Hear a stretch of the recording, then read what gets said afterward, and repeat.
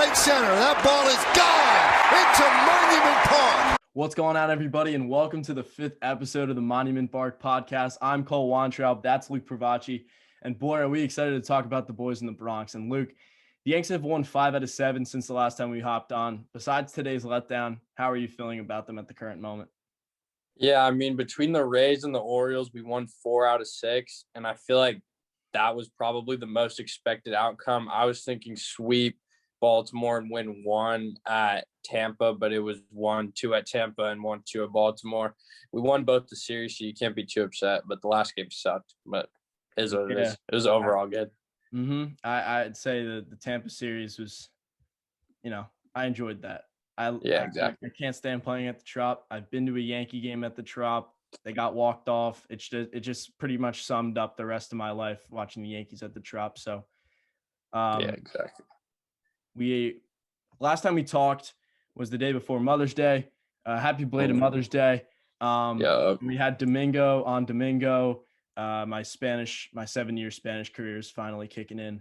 But Domingo pitched pretty well. 6 1/3, 5 hits, 2 runs, a walk, and 6 strikeouts. He was rolling. He really was. He really wasn't working out of jams early. Like he was pretty much right on. And then it got to the I believe the 7th. And seeing Herman come out for the 7th, I was a little bit nervous because I just felt like it was too good to be true. I don't know. Herman's not really a guy that I think's gonna go out there and give 7 against a team like the Nationals, who they're not one of the best offensive teams, but they've got guys who do hit home runs. And speaking of home runs, left the ball up to Kyle Schwarber, absolutely pimped it down the line. Wasn't fun to watch at all. It just wasn't. Kyle Schwarber is a guy that he comes up to the plate no matter what his batting average is. I'm terrified. He can just hit a home run at any point. So that tied up the ball game 2-2. Wasn't happy. Get to the 9th inning, and we said it on the last podcast. Brad Hand, I don't know what I did, but we set a curse on Brad Hand. We killed him. We broke him, bro. We broke Brad Hand. Another walk-off to Giancarlo Stanton, a single to left field. It was just a great win. I was probably one of the more enjoying wins of the season for me, at least. Glaber had a great game. I believe finally went yard. 1 for 4. Yeah, I mean, looked good. He really needed to get that off his back. Looked like he was pressing up there, and a guy like him, you don't want him to press because he'll just start playing like Ramiro Pena, and we don't want that. No. So that was also good to see. Didn't have any 2-hit performances, only had 5 hits. Was that the Scherzer game? No, it wasn't the Scherzer game. Sorry. No, it was Joe Ross. Dirty 2-seam changeup. Breaks the same way, and then the changeup just dies.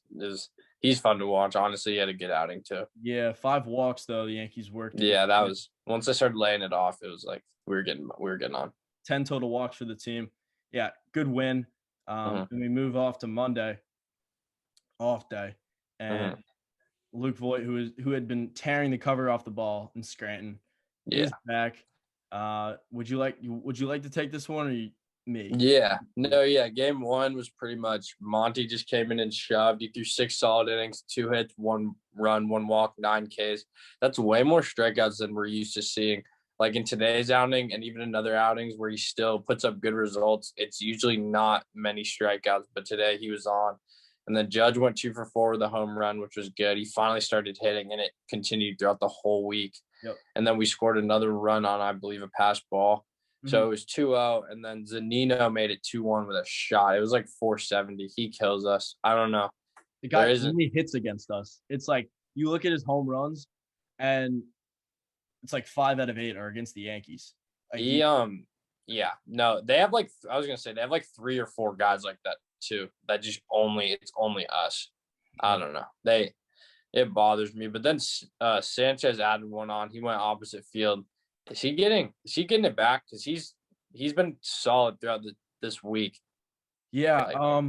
So ever since they told Higgy that they'd be splitting time, I think Gary's looked different. It's just how much can you expect from him? I don't really know. I guess they're gonna have to play him at some point. I don't think it's gonna be him on and off with Higgy all the time. I don't think that's gonna be sustainable. He is seeing the ball better. I'll give him that. But I do have like a trade proposal, not really a trade proposal, but a trade target. And that's the Reds' Tucker Barnhart. Barnhart's been a guy that's been in the league for a while, one of the more respected catchers, and is loved in Cincinnati. He's in a contract year, team option of $7.5 million at the end of the season, left-handed, which we desperately need. 2 Gold Gloves, one of the better defensive catchers. He's caught over the years Bauer, Sonny Gray, Luis Castillo. They were all in the same rotation at the same time.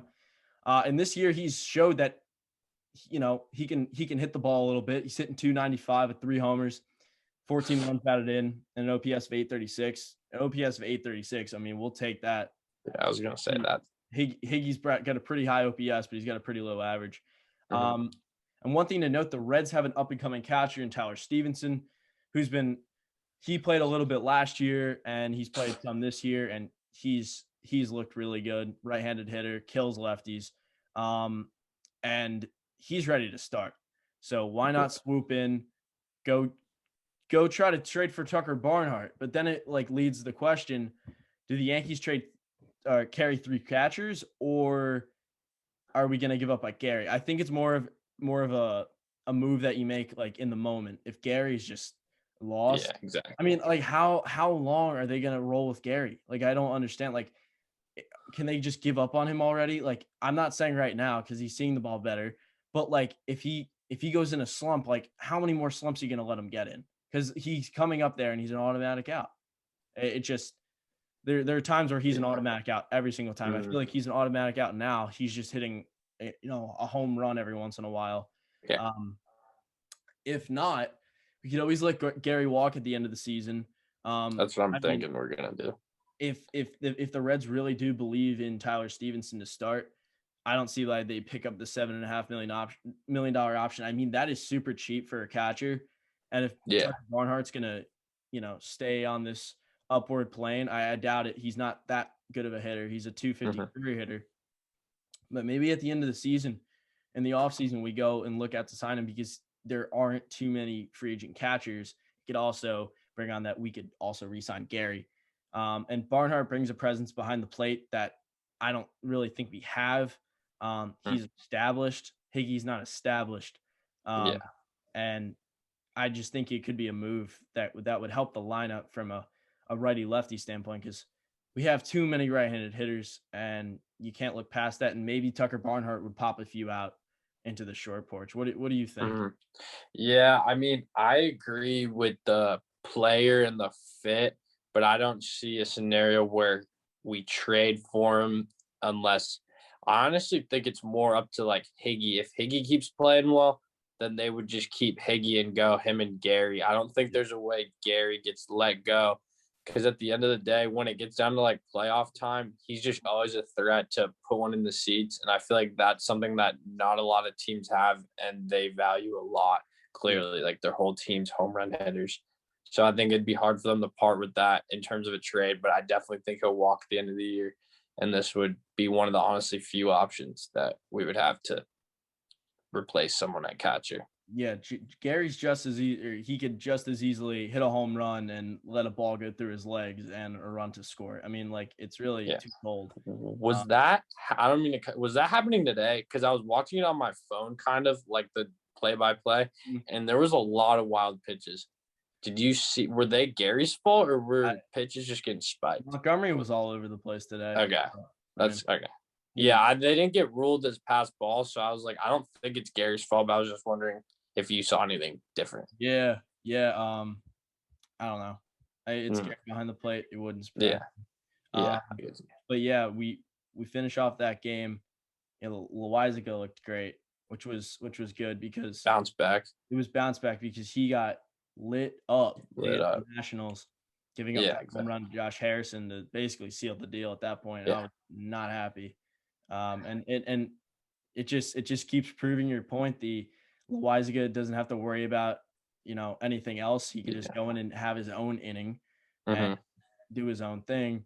And then Chappie gets the save. But how about that? I mean, we're talking about Gary. How about that stab, the ball off the backstop, thrown out at second? I forgot, bro.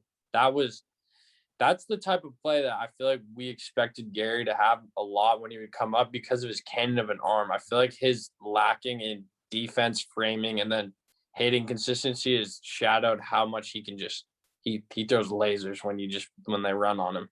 And I feel like people know that and don't run on him a lot. And we got lucky because Chapman looked a little shaky the first batter. His control was a little off this week, but he still managed to get through because of I think adding the third pitch really helps him get through those outings where he maybe doesn't have his fastball as much, and this was one of them. But Gary helped that for sure. Yeah, big play, big win. And that wasn't the first time that it happened. That happened against the Astros years ago. Tony Kemp, right? Kemp, really fast, speedy guy going in third. I mean, Gary at that point, Gary knew the backstop in the Bronx. Yeah. I mean, how much did Gary know the backstop in Tampa Bay? It could have been a lucky stab. I mean, it wasn't really much of a lucky stab. He turned his body, fielded the ball, threw it over. But yeah, it was a huge momentum shift. I was feeling a little shaky about the inning when he let the guy on, and then I saw some ball going. But yeah, and then he looked a little gimpy. Trainers came out. He said he was all right, but the next fastball he threw a 96-mile-an-hour fastball, and then trainers came out, looked a little weird, and then I think all of his next fastballs were all like 99 and above. So I think I read he had a blister, just like something weird, like it was like on his ring finger, I think they said, and it was just messing with. It happened mid pitch, and it kind of threw him off for that pitch, but I think it wasn't. It obviously wasn't a concern. I thought he was just playing with the hitters, honestly. I thought he was just throwing 96, and then he said, "How about 99?" Yeah, exactly. But yeah, huge to win that first game. We get Luke Voit back, and we win a game at the Trop. It looks like it's all coming together, and we got Garrett Cole on the mound. We win before a Cole start. That sounds good to me.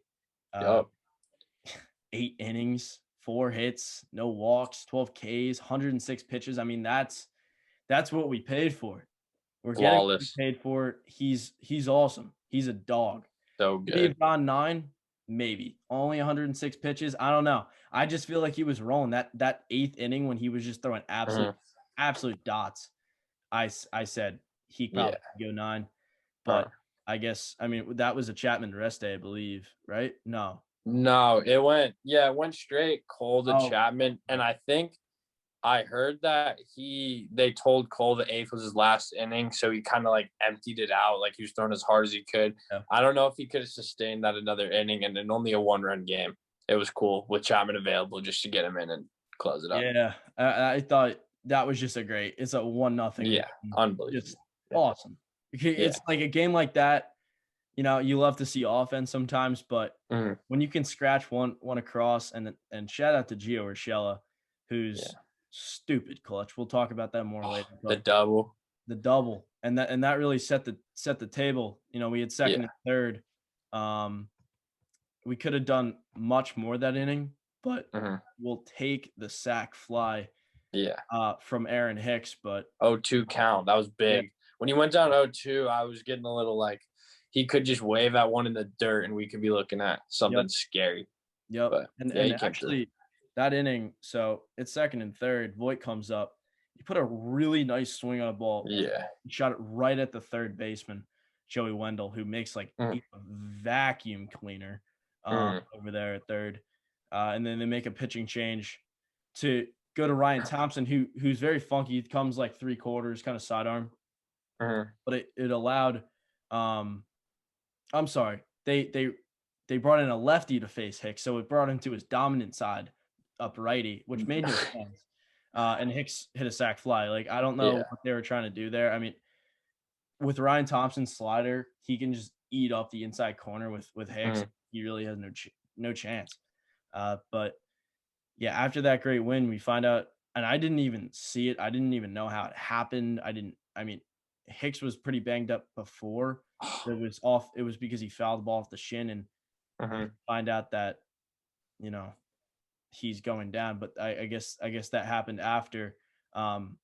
the Thursday loss. Yeah. Would you like to talk about that? I mean, it was just I was reading it was the same injury that Mark Teixeira had twice. Yeah. I believe the second one was in 2013. I don't remember when the first one was, but his first one he was back playing in a couple weeks. It was like a standard 15-day DL. I believe that's when it was 15 days. Now it's 10. But the second one, he was out for almost the whole year. Yep. So they're going to try and heal it with medicine or whatever, like the not surgical route. But if that's the case, then he goes to surgery and it'll be back to the previous years where we're like, all right, we'll have him back by the playoffs, which I don't even like. I think people are calling for Hicks to be gone anyway. He just hasn't been consistently producing. He'll come up clutch sometimes, but this on top of that, it's not like waiting.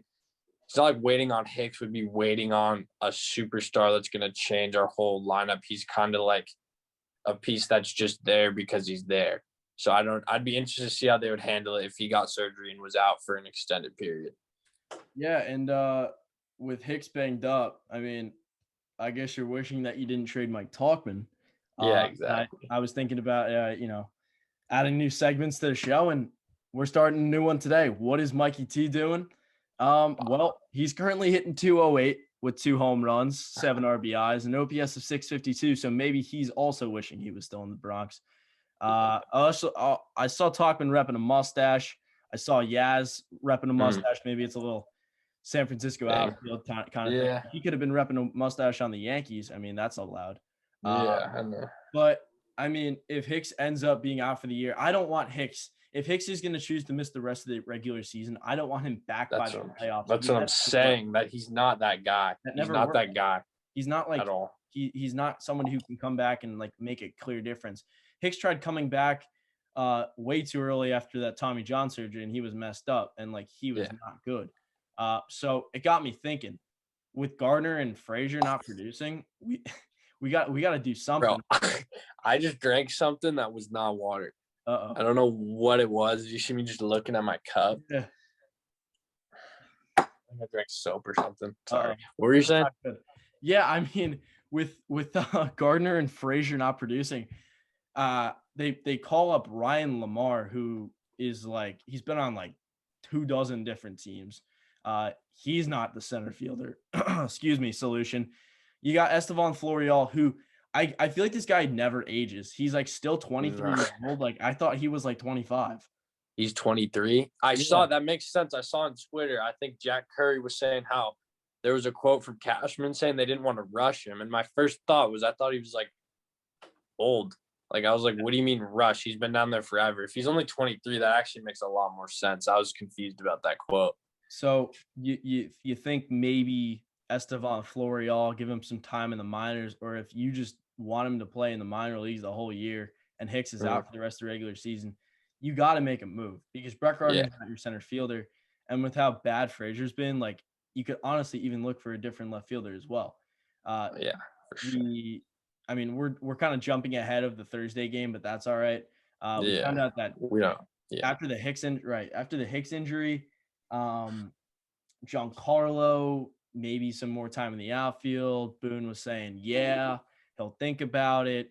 And then we find out that he's scratched from the lineup on Thursday. So I feel like Giancarlo, like the way he was hitting, I don't want anything happening to him. He's built, I don't know what I'm trying to say. He's built of glass. Like he's literally glass. Yeah. Glass house. You don't want that falling apart. So you might look for, more of a long-term, idea per se. Raimel Tapia of the Colorado Rockies, he can hit 300. He's left-handed. He puts the bat on the ball. He definitely can't rob a home run. I don't know if you remember earlier in the season when the ball would just come out of his mitt as he was robbing twice in the same series. It's so bad. You felt so bad for him. Against the Dodgers too. You don't want them winning. Tapia, he's a scrappy player, and he's left-handed, and he can steal bases, and he can get on base when you need him to. I like the idea. He's under control, I believe, through 2023. So I was looking that up. Yeah, under control to 2023, I believe. And he's a guy that you could easily trade for because the Rockies are in true rebuild mode. Traded Nolan Arenado in the offseason. Raimel Tapia could be a move. Not much experience out in center, but you could play him in left. I guess that means what would you do in center field? No, I don't know. It says here he's on a contract year, but that could be old because it says he's on a 1 year, $1.95 million contract, which fits our tax threshold for this year. And it's also that's another thing. Contract year, which means he would get we wouldn't be tied to him long term, and it would cost less to get him. Yeah, here, let me check Spotrac. Yeah, just to double check that. I just Googled it, and it says Spotrac. My bad. Yeah. So you're good. This was his first year of arbitration, so he's got 22 and 23 of arbitration years. Free agent in 2024, but he's 27 already, and he's already played 6 big league seasons, but he hasn't played all that much, like his service time. Like he hasn't played too many games, and he's been in the league for 6 years. That's another thing that I like about the guy is, he's got fresh legs. It's basically what I'm trying to say. Free agent in 2024, got a lot of team control. Another guy I was looking through Twitter, Mitch Haniger, maybe. He's been hitting bombs. Not much center field production, but he's playing for the M's. They're not in a position to win. They could easily trade him. And then there's a guy that we're rumored from a couple of years ago that maybe the Yankees were going to sign, and that's Starling Marte. Free agent at the end of the year, plays a premium center field. He's won a Gold Glove. Marlins are unlikely to contend in the tough NL East. He's scrappy, sort of like Tapia, but not as scrappy as Tapia. He doesn't get on base all that often, 342 career on base, but he hits for average, has 20 homer pop, and he's super quick. Like, this is a move that could really help us immediately, and like it could carry out through the rest of the season. You could tell Hicks, don't rush it, man. Come back next year. Come back healthy. I mean, Starling Marte on a contract year, I really like that. I don't really know. I'm pretty sure they used a lot to get him back when they traded him, but I don't think at this point you're gonna ask for that much. Maybe you're gonna try to ask way too much from the Yankees because that's what a lot of teams try to do. Like when makes no sense. Value's value. It doesn't matter where it's coming from, especially when NL teams do it. Like I get the Red Sox not trading us people interdivision, but it's cross league. It's just a brand thing. It doesn't make any sense to me. Like when the Detroit Tigers wanted Gleyber Torres for Matt Boyd. He's so bad. There's those Johnny Means this year on the O's is giving me strong Matt Boyd vibes where it's like they're pitching like an ace. Yeah, exactly. They're pitching like an ace, but just their name and how they carry themselves, it gives me a vibe like it's not going to stick. I'm getting that same vibe from Means this year as I did with Boyd, and he fell apart. Right. So back to Marte, he's got 2 red flags. He's making $12.5 million this year, and he's currently injured. Don't think it's more of a long-term injury. I think he'll be back soon, but I like that idea. I really do, because you could probably throw in Clark Schmidt and just send him over to Miami and hopefully, just to kill the Mets, quick Mets bite, whatever. And then I saw something on Twitter, and my dad had also said the same thing. Bring back Cameron Maben, man. He's walking the street right now. You can pick him up. Cammy, man. How old is he? Is he really? He's old, but 40. No, not yet. But he did start his career. He's only 34. And I feel like he's been around. 6. Yeah, that's what I was gonna say. He's been around forever. Super young. And actually, a quick note about Cameron Maben: his first home run at Yankee Stadium in the old stadium off Roger Clemens for the Tigers. That's a good first one to have, honestly. Don't ask why I know that, but no. I definitely think going back to Marte, it's at the trade deadline, we only have to pay half. So you said it was 12, right? Yeah, it's prorated at the. So it would be 6. I think we have 5 and change left.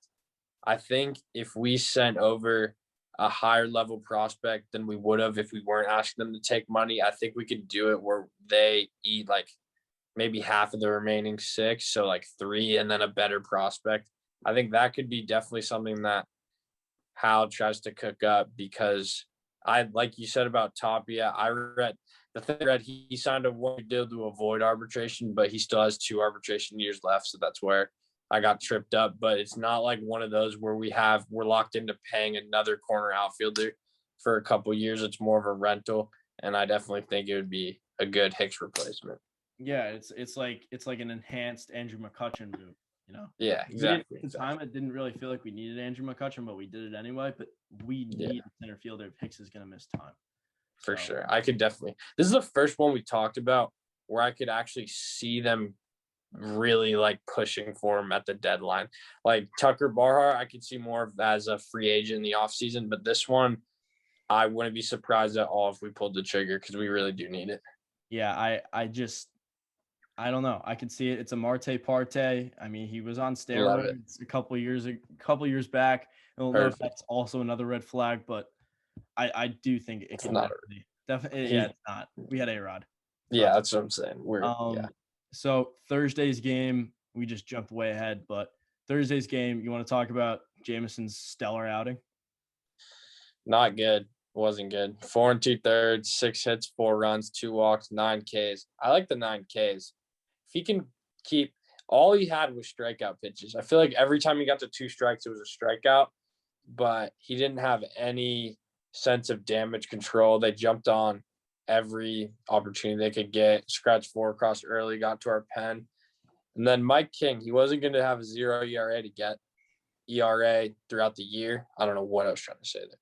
He wasn't going to just carry it all year, so he hung one to Rosarena, who's just a stud against us, and it was 7-0. We already kind of knew the game was over after 4-0, even because usually in the Trop, we, like, lose the first 2, and then we're scratching and clawing for the third one, and then we maybe pull it out. Winning the first 2 has never happened. We hadn't won a series at the Trop in 2 years. So once we won the first 2 and then we went down in the third, I knew it was just we were going to punt. The only really positive to this game was Gary had 2 hits and a walk, which, like we talked about earlier, he's still seeing the ball better. Yeah, it was a great series win. And it's just like when the bottom 4 of your lineup, Ford, Clint, Andujar, and Gardner, combined for 0 hits on the day, you're not going to win. And we didn't. We got blown out, and it was okay, because it's like we were talking about earlier. We all kind of play bad at the same time. Like, everyone on the lineup, we feed off the negativity, same as the positivity. So it all just fell apart, but it was fine. Huge series win. I believe it was the 4th in a row at the time. Just got to keep winning every series, and we'll be good to go. You know, I want to start Miguel Andujar hitting. I want to see him. I want to see him hit the ball. What is he doing? I don't know. He's blowing it. He's blowing like, the ball like it's a freaking, like, they're throwing pennies at him. Like get your head unlodged, bro. Like, your head's up, you know where. I don't know what's going on with him. Like, did he forget how to hit a baseball? I know he's had a couple hits over the last couple of days, but he gets up there and he just, like, flies it to center. He actually almost hit a home run in the first inning, that crazy first inning today. We should have carried out, but whatever. Andujar, yeah, he could really help out this team if his bat was moving. Like, imagine if he could actually put Stanton out there, and you could just DH Andujar, and then you got Stanton, Andujar, and Urshela playing at the same time. I mean, that would be the dream. Golden right there. With honestly, it's so up for grabs. Just the left field spot in general. Clint's just kind of falling apart in some senses. His defense is starting to look weird again. He made, like, a base running error in one of the Baltimore games on a Gardy hit. He just got deked by the left fielder, which is stuff that's like a high school play. And then his hitting's just been inconsistent. He went deep today, but it hasn't been consistent enough to really secure the job. But Andujar and Gardner aren't really doing much to overtake it either. It's just kind of everyone's not doing well. So we'll see. Someone's going to step up. It's just I'm curious to see who it is. I'm probably one of the slowest players on my team at baseball. I am not fast whatsoever, but I do know that I could have made a better read on that pop up to left field. I know it. I know the ball literally. I mean, well, it's in the first game, but the ball's getting down, and, like, you're banking on Cedric Mullins making a diving play, at least go halfway. Like, because then you can just take off once the ball hits the ground. But Clint's like standing over at first base, probably having a conversation with the first baseman. Like, dude, what are you doing? Like, you're playing so bad. Like, don't do anything to make it worse. Like, be better. And Clint needs to be better. I defend Clint. I talk about Clint all the time. Like in the offseason, keep Clint. Clint's the man. Although when people were talking about Michael Brantley, I felt differently. But Clint. And now it's like Clint stinks. Trade Clint. Like he really needs to just turn things around so I can just gain some confidence back into him because he's just lost. He's kind of like Andy Murray, just like he doesn't even know where he is. He could be playing in like Tokyo for all I care. Yeah, honestly. So I just brought it on about that, but I agree. Yeah, it needs to be said. Someone will step up. It's still early. It's just May baseball at the end of the day. There's always weird stuff that goes on in the beginning, and I think water will find its level at the end, and people will rise and people will fall. It's just curious to see who it is. That's a good point. The O's, the first game against the O's, you get an early home run, first inning home run from Judge, and they're saying on the radio, they're talking about Dean Kramer, and how his fastball rate is like through the roof. Like he's not throwing that off-speed pitch at all pretty much anymore. And he threw like 14 or 15 straight fastballs, and then Judge comes up to the plate and this guy hangs a breaking ball, and Judge hits it into the seats, and John and Susan on the radio are just like kind of like giggling, like here's the curveball. Like maybe you should have thrown the curveball. I thought that was funny. That's why his rates are so high. Yeah, I mean, he shouldn't be throwing when he throws it. Especially to Aaron Judge, shouldn't be hanging that too. And then, next half inning, Kluber gives up a home run to Hayes. Austin Hayes is a pretty solid guy. He's a pretty solid player. Yeah. So that was a little disappointing. Kluber's final line: 6 innings, 7 hits, 4 runs, 2 walks, 6 Ks. Like, I mean, I want to say he's been so good lately, but like, really, who is he like pitching against? He was pitching against Detroit, and then he also had to start against Baltimore, and then he pitched well against the Nats, pretty well against the Nats, and then he comes out and like puts together this start. It's just, it was just disappointing. But Judge hits another home run to get us back in it.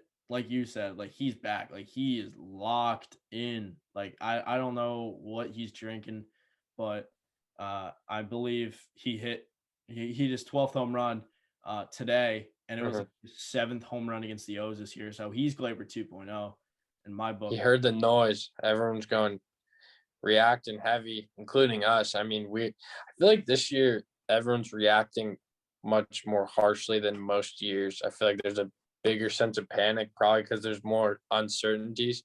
But that was one of them, and he's shutting everybody up so far. He's doing real well. Yeah, it's like kind of like last year. It's like the beginning of the season. They're talking about MVP Judge. I don't know. Yeah, exactly. I sent out a tweet today. He said this year feels pretty 2017-ish. I don't know. I feel like Judge was more exciting at the start of the year with Judge. I mean, he's quietly hitting like 300 with like. That's what I'm saying. It looks so good. His stat line looks so much better than I feel. Like seeing it, I don't know. I just think we got to take a step back with him because he's at the end of the day, he's balling out. Yep. DJ puts together 2 hits, and then we get some runners on. And my one of my best friends is at my house, big Mets fan, and I was like joking around. I was like, I feel like, and they bring up Urshela off the bench, and Urshela had been banged up. He didn't play the last game against Tampa along with John Carl Hicks, or I believe his last game against Tampa. So and Glaber, COVID. We forgot to talk about that. We're really shorthanded now that I think about it. We should be happy with 4 out of 6 this week. Yes. Kind of swept under the rug.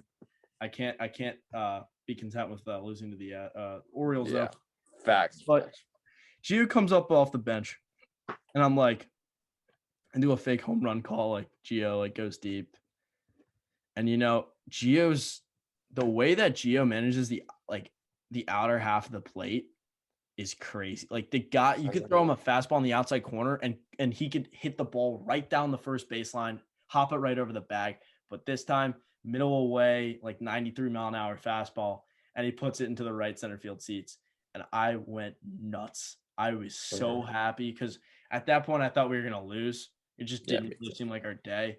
Bullpen was pitching well, but he comes up, hits that home run, and I was like, that is Gio. And it was actually, I believe, the longest pinch hit home run. It surpassed Wade Boggs, who had like a 8 or 9. Oh, talk about the at bat. He fouled off like 5 pitches in a row too. Like that was very dirty. Yeah. He always puts together a good at bat. It's like he's Gardner, but like he's not. Yeah. Hits that home run. And like I just said, it was like the longest pinch hit home run since Wade Boggs. I believe it was like 9 pitches. So that was awesome. Bullpen looked really good. Bring in Wandy, has a really quick 8th inning. And then DJ Stewart's leading off the 9th. And he doesn't get a strike 2 call. And then he throws a changeup and it like kind of hung. And DJ Stewart brought his hands in, whacked it back where it came from. So they had a leadoff runner, and then they go to Loizaga. And I'm not feeling too good. I don't know. I started thinking about what you always say about not a clean inning. Yeah, exactly. That he didn't give up. Yeah. And he rolls a double play, but the ball was hit to Andujar, and we'll talk about Andujar's defense in the past later. He gets the ground ball, and he takes some time to throw it. I'm like, throw the freaking thing. Just like let it go. I don't know what he was trying to do.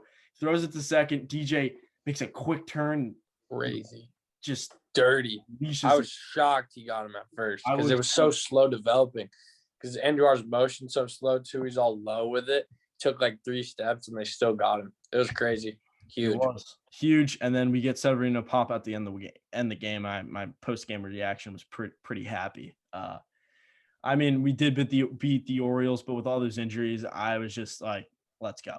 Like we didn't get a great start from Kluber, but we still won the game. And I believe he got the win still because that home run. 6 innings, 4 runs. Like, I'll take that. The Orioles, though, when they hit, they're slept on. They hit.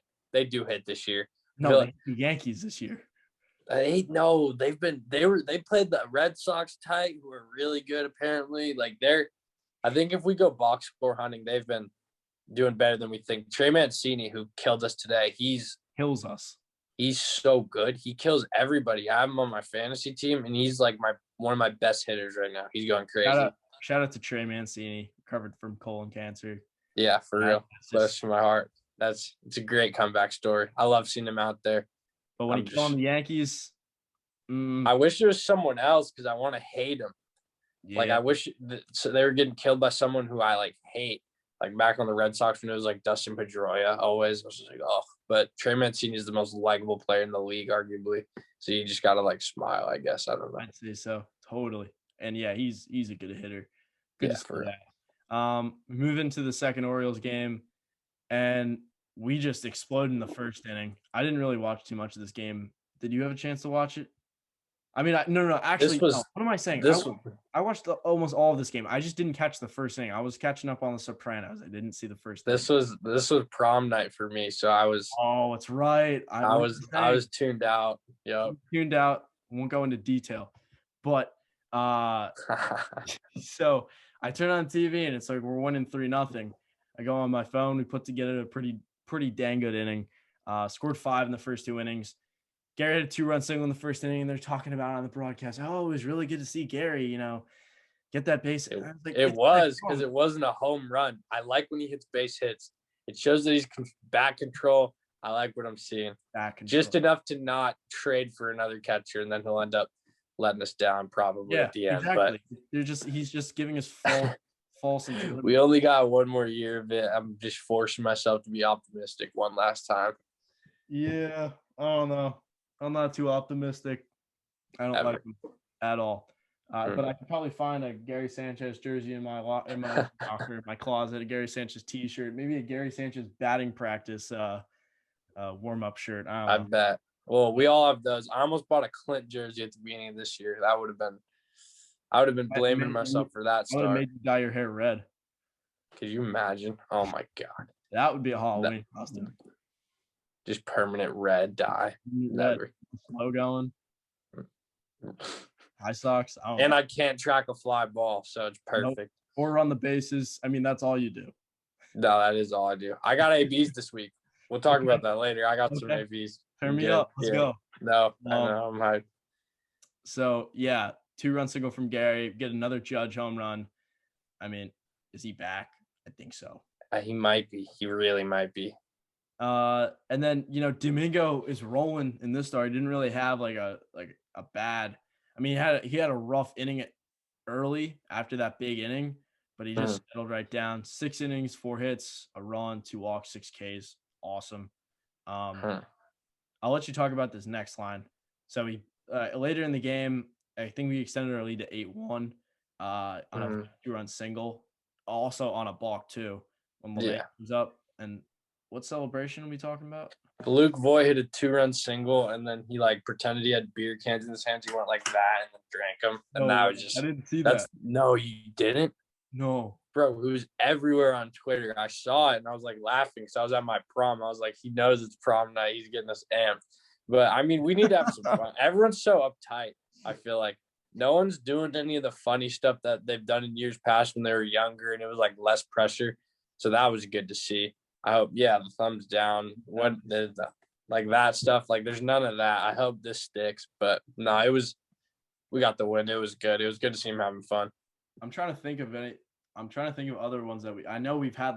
There was one what was the thing that we did in 2019? We did something in 2019. It was stupid. Oh, the Brett Bang. Yeah, exactly. That was funny. That was pretty good. I forgot about that. There's always a rallying cry. And I feel like this team kind of hasn't found its identity on the field, and it's leading to a little bit of chemistry off the field. Hopefully Voigt comes back and brings that, because I feel like that's a huge part of his leadership. Something about those celebrations that they do, they never tell.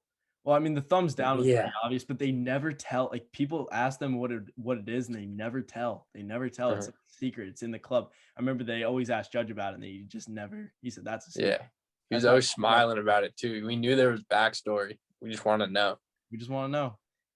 So good to see Voigt. I mean, he's swinging the bat pretty decent, but good to see him. I'm just waiting until he hits 450 feet over the wall. Litke, I almost said Litke and Wilson. It brought me back to spring training. I was calling him I didn't even know how to. I didn't think I was gonna need to learn his name. You proved me wrong. Good for. I mean, better. We have another arm. I'd rather that and have to learn a new name than just beat I've them. liked him so far. He's been quietly one of my underrated Yankees. Justin Wilson, who I feel goes out there and either has a great outing or is just BP, left-handed BP, my favorite. And Sessa's not. I don't care. Yeah. It doesn't Sessa. I feel when he's doing good, we don't notice, and then when he's doing bad, it's Sessa. I just hope he doesn't. I'm always checking Sessa. I'm always checking if he's doing good. I'm always bring him in. Really, you're waiting on it, huh? He comes into these games he's the premier long relief guy, but he's coming into spots that he shouldn't be coming into. He's stunk it up the last couple of games. For sure. Yankees won 8-2. At that point, it was their 5th straight series win. I feel it was more, but I think we tied one in the middle of a 9-series span that broke it up. Yeah, we said because we went. It started with we tied the Braves, and then the Indians we tied, and I think was there one more? I thought we took 3 out of 4 against the Indians. You're right. I think we've won. I think we tied the Orioles last time. No, we didn't tie with the Orioles. We definitely wait. I'll look it up. I think you're thinking about the Orioles series at Camden Yards earlier. No, I don't know.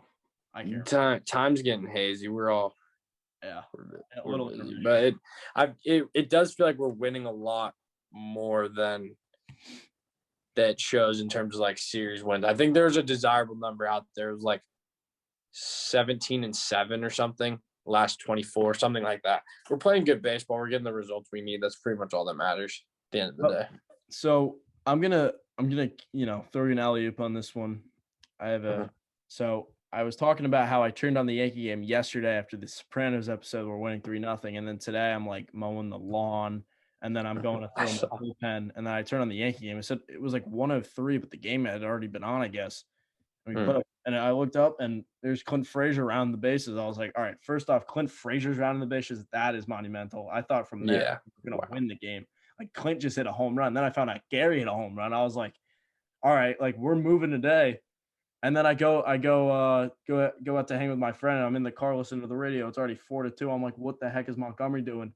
He got out of the inning, but I just thought he was going to give it right back, and he eventually did. So yeah, no, it was a good first inning.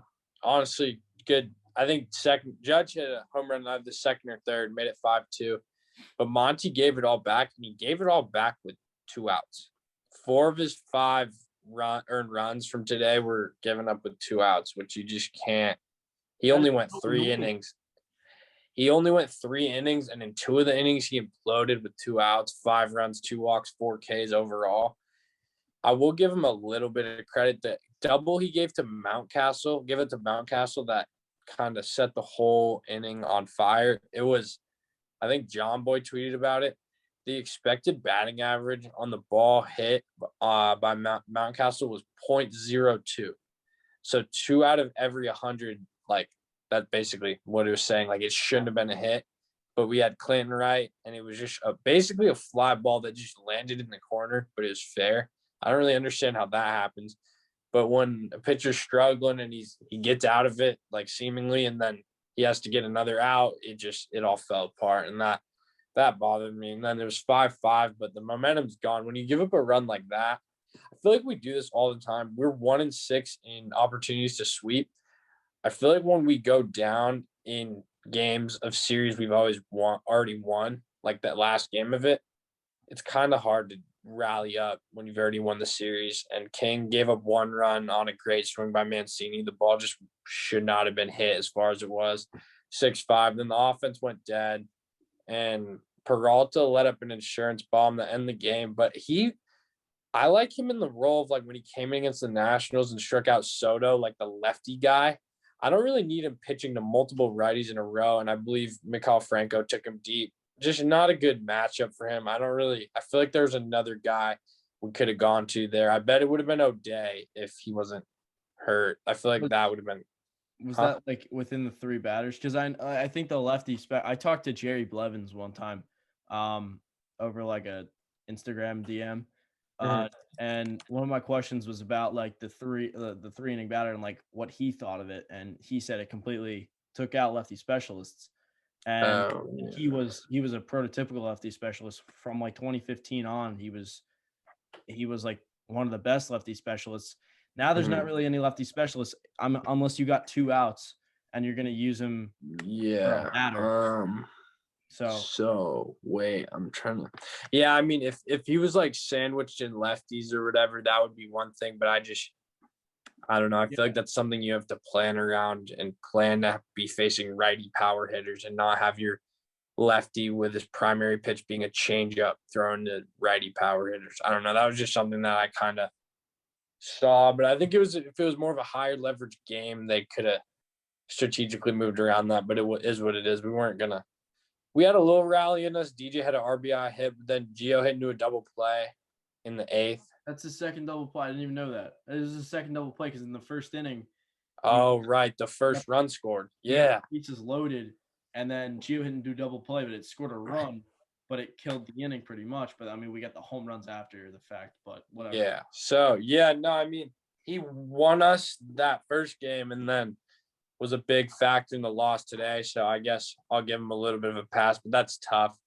And then Sesta gave up a bomb and we lose 10-6. I think we were 1 out away or 1 hit away a couple times, but it's the Orioles and we didn't deserve to sweep the series as shorthanded as we were and kind of how we were pitching. It just didn't. I'm all right with 2 out of 3, and we just got to keep moving. I'm pretty confident we could run out the Scranton Wilkes-Barre Rail Riders and take 2 out of 3 against the That's what I'm saying. That's me. I don't really. You're sleeping on that lineup. I'm telling you. I could sleep all day. I mean, I can name a few guys that I respect. I feel like Michael Franco played the Yankees in his, like, rookie season in, like, 2015 and destroyed them. And I've always remembered that. And here he is playing for the O's, hitting the home run today. I feel like he's been pretty quiet against them all year, but, not today. But yeah. I mean, that lineup, Mullins, Mancini, Hayes, all respectable bats. And Santander's out, but he's another good one. And then there's always like pesky, like Freddie Galvis types. Huh? Rio Ruiz. I haven't seen him. Is he still on that team? I don't even know. He better not be. I just feel like they always hit. The ball flies at Camden Yards too. I don't know. If we were full strength and it was more of a must win, then I would have been more upset. But we're rolling, and you can only ask for so much, especially after a series win at the Trop and another series win. I was okay. Yeah, I'm kind of so I found that the Yankees had a terrible end to the game. Then I found out that boy from Japan, Shohei Ohtani, hit an absolute moonshot off the American League reliever of the month, Matt Barnes, who Unreal. is great. You go on Pitchers Nation and left and right, Matt Barnes highlight. Yeah, show this Matt Barnes highlight. It was into the right field seats past the pesky pole. Get out of here, bro. Like I'm done with Matt Barnes. Matt Barnes this, Matt Barnes that. I'm putting a curse on Matt Barnes right now. Yeah, he sucks. He sucks. Hey, clown music comes out tomorrow if he blows a save. They might be off. Next game. Yeah. Next save he blows, clown music coming. You know what? I'm not gonna say mark my words. I was right on the money with the Brad Hand. I'm not gonna spoil Yeah, anything. No, exactly. Say, Matt Barnes, after this podcast has been posted, will not be the same pitcher. Never. And we'll look back at this. Yeah, I mean, we win at the Trop. We take 2 out of 3 from the Orioles. Sure, we win a series at the Trop. That's super good. That's what I'm saying. And then we move into Texas, who just got swept by the Astros. Hopefully, we don't wake them up. Yeah, they've got an interesting squad. I wish Rugi, who has started doing baseball activities. I wish he was there because they just got rid of him, and I would have bat Rugi third all series. Revenge tour for Rugi, that would have been dope. They're paying. I feel like it's always when it's those contract dumps, when the other team's paying them, like their full salary. I feel like they always come back to bite, and like Rugi would hit a home run, and there would have been jokes like, "Oh, they're paying him to hit home runs against their team," stuff like that. Yeah, I wish that would have been a good spark. It's going to be our first time in Globe Life, which is cool. Yeah. And we're facing Jordan Lyles and I don't even know, but whoever it is, Jordan Lyles has a 6 ERA, and then terrible. I mean, we have to win. I hope we don't wake them up. We got Cole versus Lyles tomorrow, which is going to be fun to watch. Cole back in Texas. They got Tyon versus Fultonevich, and then it's Kluber pitching against his former team, the team that he pitched for, or 4 innings, whatever it was, and that's to be determined. But I mean, we should knock up Fulte and Lyles. But yeah, they've got a couple guys. They've got Nate Lowe, who was on the Rays a couple years back. I hate that guy. The Yankees, and he's hitting bombs this year. And then they've got Adolis Garcia, who came out of nowhere. He's hitting bombs. He's got 10 runs. How about we don't make Adolis Garcia Randy Arozarena? Garcia from the Cardinals, Arozarena from the Cardinals. How about we don't let that translate into the Yankee series? Because I don't want to come back in our next podcast and talk about how Adolis Garcia hit 6 home runs in 3 games and we lost. Is it 3 or 4? It's 3. It's 3, and then we pick up. No, it's 3, and then we pick up game. No, it's 4. Sorry, I don't know what I'm saying. It's 4. I was gonna say we need 3 out of 4. We should win every series. If he goes deep 7 times and we win 3 out of 4, we'll live with it. I'm sorry. You'll be able to watch the Thursday game. It's at 2:05. I think. Maybe you're gonna be at school. Wait. No, I'll need to be at my school at 2, so I'll probably catch the first 7 innings, which is more than I usually catch. Yep. I need to get off this. Yeah. This West Coast baseball schedule just runs into all the Yankee games. Getting a little tired of it. 3 at home against the White Sox, 3 at home against the Blue Jays. Vladimir Guerrero is hitting a home run every day. I don't want to play the Blue Jays. I feel like we're going to get swept. I don't know. No. They're so overrated. They're not. Biggio's hitting 200 flat. I don't care. I don't. We're going to get swept. We're not getting swept. There's no chance. 1 out of 3. At home, 1 out of 3. All right, fine. And then we go 3 to Detroit. You got a 4-10 game and a 1-10 game. That's good for you. That is good for me. But that's on not good for us. Like you said, we hate day games. I feel like you've been spot on with that. We've won like 2 day games I can think of. I like a 4-10 Saturday game. I wish it was that's cool. But it's not. That's cool. But yeah, Detroit, and then we come back home to play 4 against Tampa, and then June 4th through 6th, we play the Boston Red Sox. I'm not going to read off the Yankees' whole entire schedule. I know you guys probably thought I was going to do that, but it brings us into the random game of the day, random Yankees game of the day. This is definitely a depressing one for me, at least. I'm sure it was depressing for you at the time.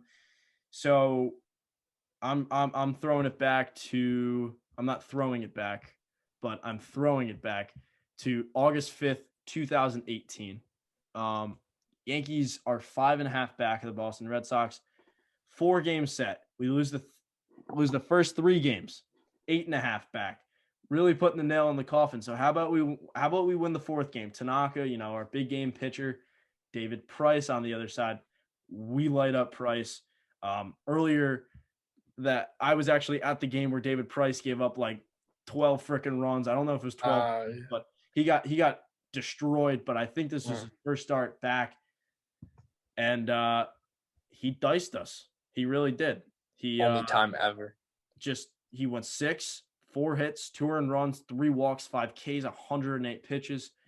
So yeah, right from there, didn't look too good, and it looked so good, and it was too good to be true. Yankee lineup that day, I'll quickly run through it. Hicks in center, Stanton at DH, Didi playing short, batting third. Wish that was still a thing. Glaber at second, and Duhar batting 5th at third. Luke Voit, this was like early Luke Voit. This was like his first, I believe, series for the Yankees. I was going to say Voit and Birdie in the same lineup.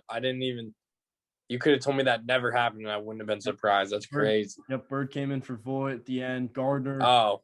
But still played. Yeah, no, you know what I mean. Gardner, Romine behind the plate, and someone that you just completely forgot, Shane Robinson out in right field. Ryan Lamar, Shane Robinson, I don't know. Yeah. I fondly remember Shane Robinson working a very long at bat to get on base. We ended up scoring him. But yeah, we go to the 9th inning. Chapman's on, and this was a year where Chapman would pitch. Oh, I know. Terrified. It kind of reminded me of the year before when Chapman in 2017 when he lost it in like the summer, and then Devers hit the home run off him. This was kind of similar. JD Martinez, who owns the Yankees, comes up, hits an RBI single. 1 pitch of Chapman's 39 in that inning. Great to see that. And then we actually get to a point where we can get the final out and win the frickin' thing. You get a ground ball to Miguel Andujar, who has an easy throw over to first, but he takes his time and throws it in the dirt. Bird can't pick it. Would Void have? Probably not. No. And the tying run scored. And I remember me and my dad were watching it, and I lost my mind. So bad to the point where he banished me to the other room. And I mean, we needed to win that game. We needed to. I remember putting a video on Snapchat the next day of me scooping a pick and like tagging Greg Bird. I thought that was kind of funny. So it's 4-4. At that point, I knew we were going to lose the game. And then in the 10th, Benintendi walk-off single off Jonathan Holder.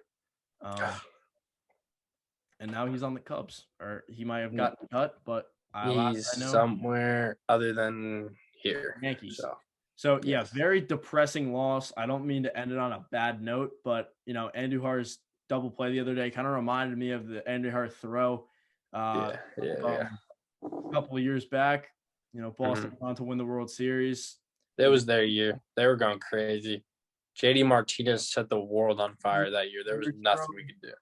Steve Pearce, remember him? What a joke, dude. For every team in the American League, and he destroyed the Yankees. When he would come up, I would be terrified because he would destroy them. That was awful. That ALDS we were 6 inches away from sending it to Game 5. Gary hit one to the wall. Yep. Off Kimbrel, and I don't even know. But he did, I just don't, and that's why I hate him. I don't know. It's just we're so close so many times, it just never happens. Did Matt Barnes close this game out, reliever of the month? No, I just noticed that. No, he got the win. He got the win. There you go. Get out of here, Matt Barnes. Get out of here, bro. He's never getting another win again. We got him. Actually, Andujar made 2 errors that game. His 10th error on the year at third base. Awesome, Andujar. Believe it. And that was the biggest knock on him. Had an amazing. He should have won Rookie of the Year. Ohtani shouldn't have won. That's a different story. But yeah, we see the trajectories those two went on since then. So Ohtani got hurt, but now he's like Babe Ruth. Now he's just going crazy. He might. Probably this is going to be our last point. It's getting late. Ohtani might win the MVP this year. Yeah. Kind of like he won the Rookie of the Year because, he can pitch and hit. Which I'm biased when I say, he can pitch and hit because he was beating out a Yankee. Actually, 2 Yankees. Glaber could have won 2. I totally think he could win. His arm is like a ticking bomb. Like it could go down whenever. It's kind of like Tanaka, very fragile. Yeah. And if it doesn't, then he's going to put together a really good year on the mound. And he's just a pure hitter. He's just going to keep hitting. So, yeah, he's beast. Yeah. So, that caps it off, really. Yep. We gotta go spank the Rangers in Texas. For real. We really do. We really do. I know. Every series feels like a must win this year. I don't know. Like I said earlier, we're just so many uncertainties. We're just pressing. I heard we could get Stan back, but it never happens that easy. It never happens that easy. And what's the rush? We have guys that we need to figure out who's going to be players and who's not. So you might as well play them all and figure it out at the same time. So yep. I want Stanton back by May 21st when we play 3 games against the White Sox, who are destroying everybody without their team. Like I don't even. And Grandal's hitting like 180s. So it's just like. Yeah. Catcher contracts never pan. Let's not give Gary that contract, shall we? All right. Well, that caps off the episode. Thank you guys for tuning in. Follow the socials. Yeah. And as always, let's go Yankees. Yeah. Thank you. Peace.